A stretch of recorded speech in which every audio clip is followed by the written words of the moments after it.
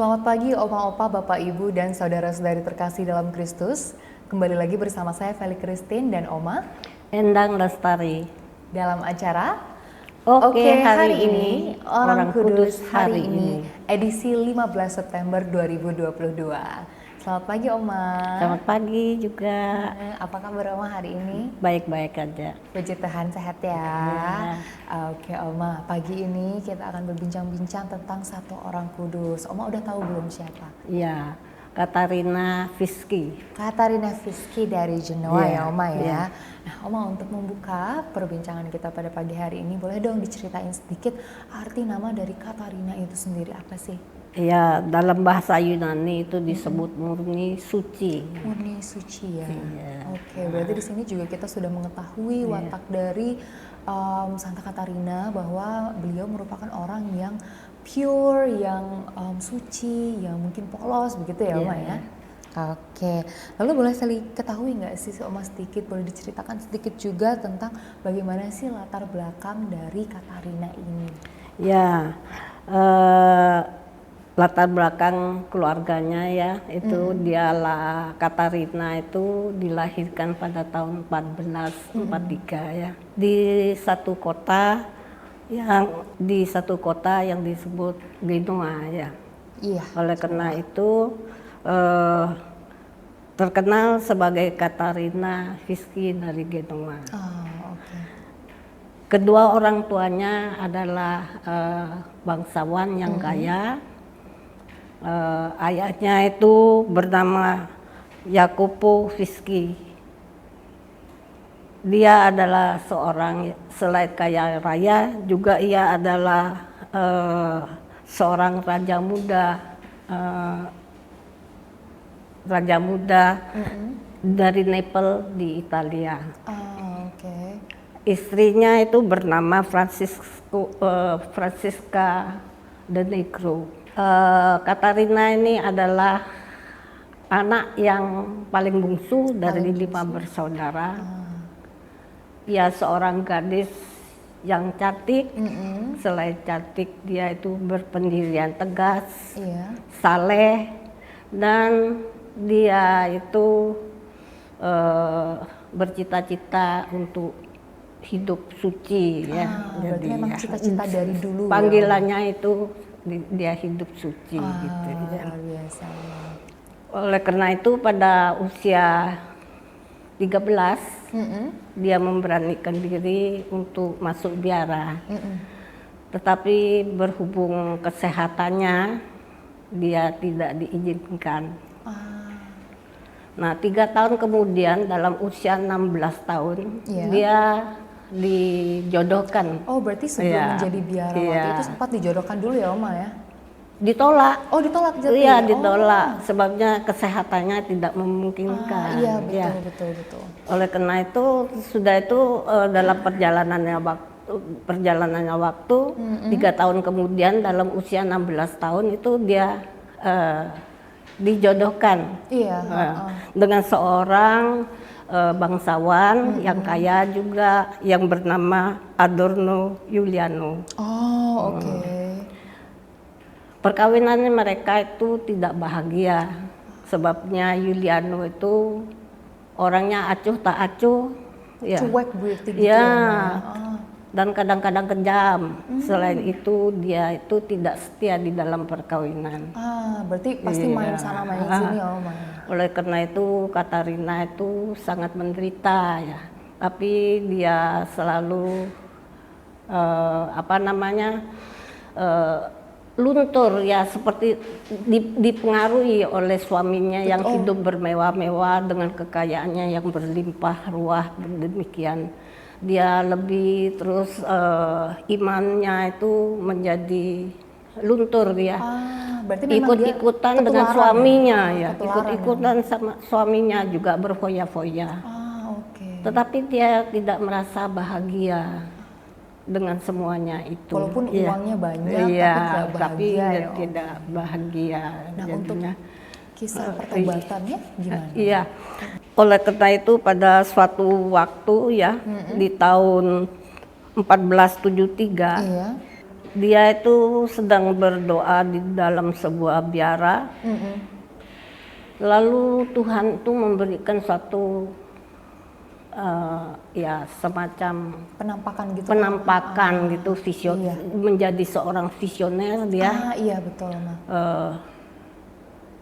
Jadi di dalam hal itu dia itu baru sadar bahwa Tuhan itu begitu menyayangi dia. Betul. Lalu seperti satu atraksi film dan sebagainya, segala dosa-dosanya semasa sepanjang hidupnya itu dihapuskan. Kelihatan begitu. Dia mendapatkan kayak flashback gitu ya. Oke. Sesudah begitu dia itu menjadi sadar. Ya, dia kembali kepada imannya dan dia meminta sakramen tobat. Tobat ya, betul sekali. Oleh sebab itu, ketika dia pulang ke rumahnya, dia menjadi seorang yang baru, ya. Terlahir kembali seperti itu ya, Maya. Seperti terlahir kembali, dan dia hidup dengan semangat religiusnya yang tinggi gitu. Oleh karena itu selanjutnya dia itu meninggalkan segala kemewahan yang ada, hidup berfoya-foyanya. Dia lebih banyak mencurahkan imannya itu ke hal-hal yang lebih religius gitu. Yang lebih religius lagi ya, Ma. Oke. Nah, pada waktu dia diberi visioner penglihatan itu, tidak sekedar itu saja. Oh, ada lagi? Ya, Tuhan itu memberikan suatu kesadaran bahwa Tuhan itu sangat menyintai dia, dan dia diperbolehkan untuk melihat apa itu purgatorium, api pencucian itu bagaimana.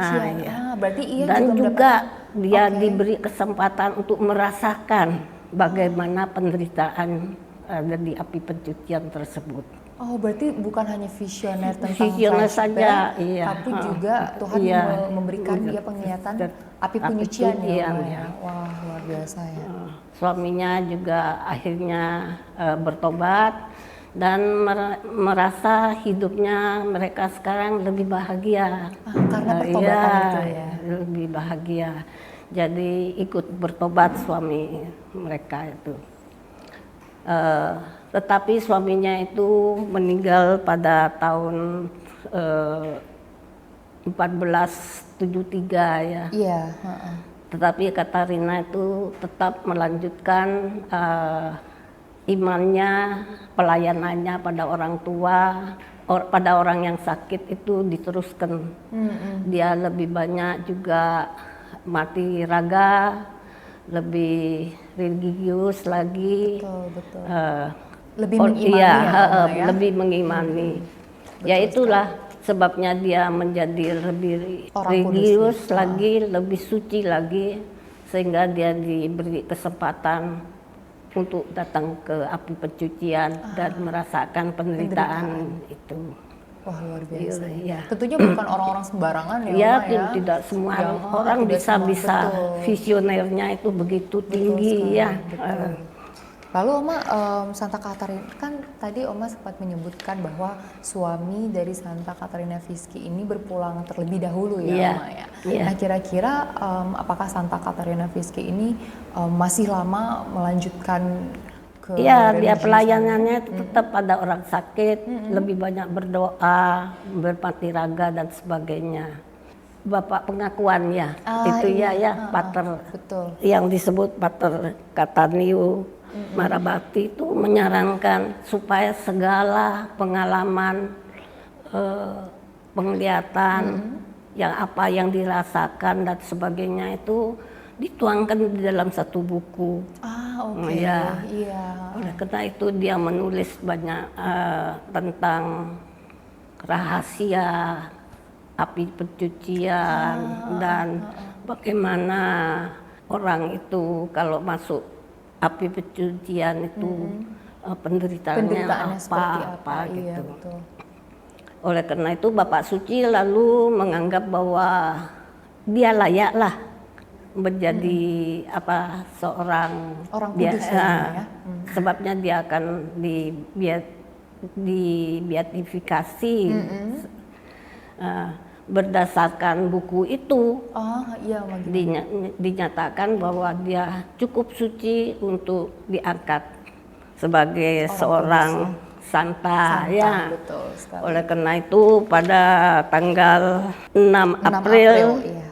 tahun 1675 itu oleh Bapak Sri Paus Clement ke-10 dilangsungkan beatifikasi dan kanonisasinya dilaksanakan pada 16 Juni 1737 oleh Paus Clement yang ke-12. Dia wafat dalam usia 60 tahun, yaitu pada tahun 1510. 1510 ya, Oma. Luar biasa ya, Oma. Padahal Santa Katarina ini bukanlah salah satu orang yang berasal dari biarawati atau Oma ya. Namun ia bisa menjadi seorang santa ya. Betul sekali. Itu cukup unik ya dan menarik, Oma. Dan tentunya kisah dari Santa Katarina ini merupakan salah satu kisah yang cukup unik karena bagaimana ia sempat istilahnya melupakan Tuhan gitu ya, Oma ya. Berfoya-foya, terus nggak berdoa, lalu ia melupakan itu semua. Mirip-mirip dengan Santo Agustinus ya. Betul sekali, Oma. Dan dia pernah nikah juga, betul sekali. kan ya. Persis mirip-mirip ya. Dan jadi pertobatan. Jadi untuk menjadi seorang santa itu tidak perlu harus perawan harus masuk biara dan sebagainya, bahwa seorang ibu bisa juga menjadi sekali. Kadang kan pada salah persepsi ya, Oma ya, bahwa orang-orang pasti pikirnya kalau misalnya jadi santa atau santo itu pasti harus biarawati atau biarawan seperti itu. Dan juga seperti Santa Magdalena tidak perlu sebelumnya itu sejak kecil dia suci. Betul. Jadi pada saat ada dikatakan di dalam kitab suci yang terdahulu menjadi yang terbelakang, yang pemula bisa menjadi yang terdepan. Betul sekali, Oma. Yang penting bagaimana kita di akhir perasaan kita ya. Jadi siapapun kalau hidup suci, penuh iman, hidup religiusnya tinggi, kita bisa menjadi seorang yang bisa menjadi santa atau santo. Betul sekali. Itu jalan Tuhan, kita tidak bisa memprediksi. Betul. Sebabnya apa yang tidak mungkin pada manusia itu Tuhan bisa melaksanakan dan menjadikannya demikian. Ya. Tidak ada yang tidak mungkin ya. Ya, sesuatu selalu mungkin kalau Tuhan campur tangan. Betul sekali, Oma. Dan juga mungkin dari kisah Santa Katarina ini teman-teman di rumah juga pasti bisa merenungkan ya, Oma ya. Ada beberapa hal yang bisa kita ambil, salah satunya adalah bagaimana kita bisa mengontrol diri ya, Oma, untuk tidak selalu berada di kehidupan di duniawi, namun juga kita juga ingat pada Tuhan, kita juga ingat berdoa, kita juga ingat mengucap syukur ya, Oma ya. Dan tentunya kita juga ingat untuk bertobat, sama halnya seperti Santa Katarina ya, Oma ya. Terutama juga di kehidupan yang zaman sekarang, terkadang kalau misalnya kita udah di atas itu pasti lupa, pasti selalu lupa, pasti selalu terlanjur terlena. Namun di sini juga kita diajarkan kembali untuk selalu ingat kembali padanya, seperti itu ya, Oma. Wah, terima kasih banyak, Oma, sudah bercerita, ngobrol-ngobrol dengan Feli pada pagi hari ini tentang Santa Katarina Fieschi. Dan sebelum Feli menutup segmen pada pagi hari ini, Feli akan pimpin dalam doa penutup ya, Oma ya. Silakan. Dalam nama Bapa dan Putra dan Roh Kudus. Amin. Santa Katarina, doakanlah kami. Kemuliaan kepada Bapa dan Putra dan Roh Kudus, seperti pada permulaan, sekarang, selalu, dan sepanjang segala abad. Amin. Dalam nama Bapa dan Putra dan Roh Kudus. Amin. Terima kasih banyak Oma sekali lagi telah datang pada sesi Oke hari ini pada pagi hari ini. Nah itulah dia kisah dari Santa Katarina Fiski, dan nantikanlah video-video kami berikutnya. Sampai jumpa dalam acara Oke hari ini Orang Kudus hari ini berikutnya. Oke hari ini